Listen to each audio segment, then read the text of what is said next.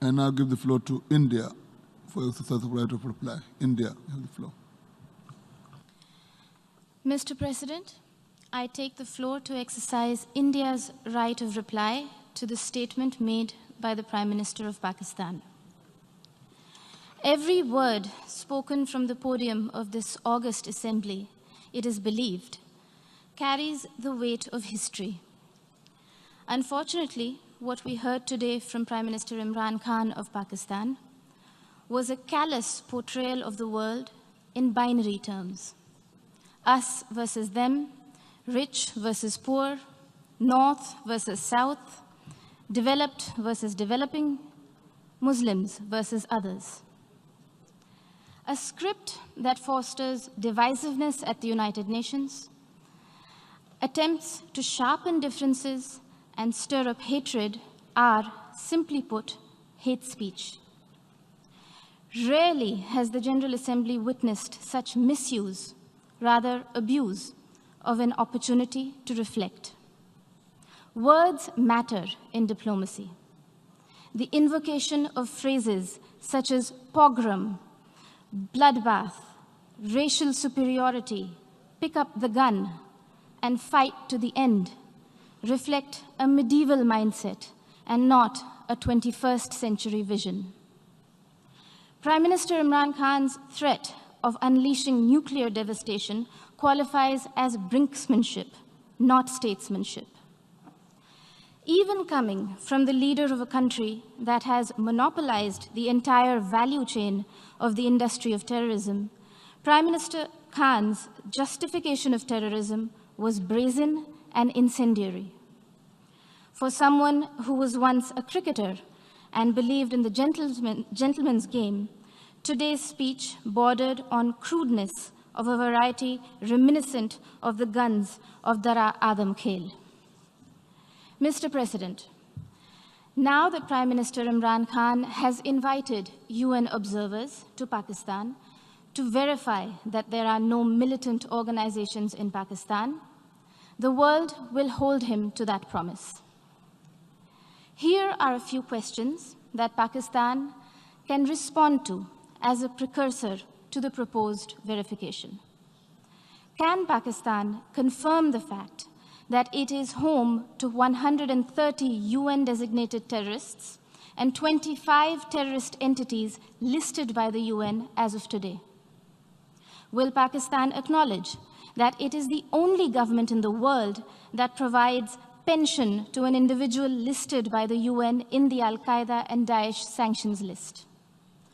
Can Pakistan explain why, here in New York, its premier bank, the Habib Bank, had to shut shop after it was fined millions of dollars over terror financing?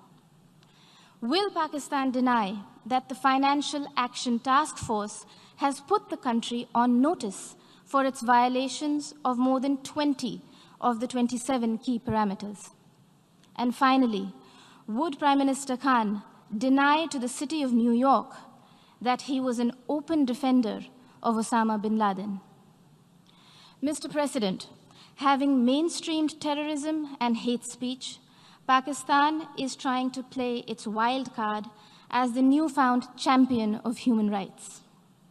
This is a country that has shrunk the size of its minority community from 23% in 1947 to 3% today, and has subjected Christians, Sikhs, Ahmadiyas, Hindus, Shias, Pashtuns, Sindhis, and Balochis to draconian blasphemy laws, systemic persecution, and blatant abuse and forced conversions. Their newfound fascination for preaching human rights is akin to trophy hunting of the endangered mountain goat, the markhor. Pogroms, Prime Minister Imran Khan Niazi, are not a phenomenon of today's vibrant democracies. We would request you to refresh your rather sketchy understanding of history. Do not forget the gruesome genocide perpetrated by Pakistan against its own people in 1971 and the role played by Lieutenant General A.A.K. Niazi. a sordid fact that the Honorable Prime Minister of Bangladesh reminded this Assembly about earlier this afternoon. Mr. President, Pakistan's virulent reaction to the removal of an outdated and temporary provision that was hindering development and integration of the Indian state of Jammu and Kashmir stems from the fact that those who thrive on conflict never welcome the ray of peace. While Pakistan has ventured to upstream terrorism and downstream hate speech there, India is going ahead with mainstreaming development in Jammu and Kashmir. The mainstreaming of Jammu and Kashmir, as well as Ladakh, in India's thriving and vibrant democracy with a millennia-old heritage of diversity, pluralism, and tolerance, is well and truly underway, irreversibly so. The citizens of India do not need anyone else to speak on their behalf, least of all those who have built an industry of terrorism from the ideology of hate. I thank you, Mr. President. I thank the representative of India for her remarks.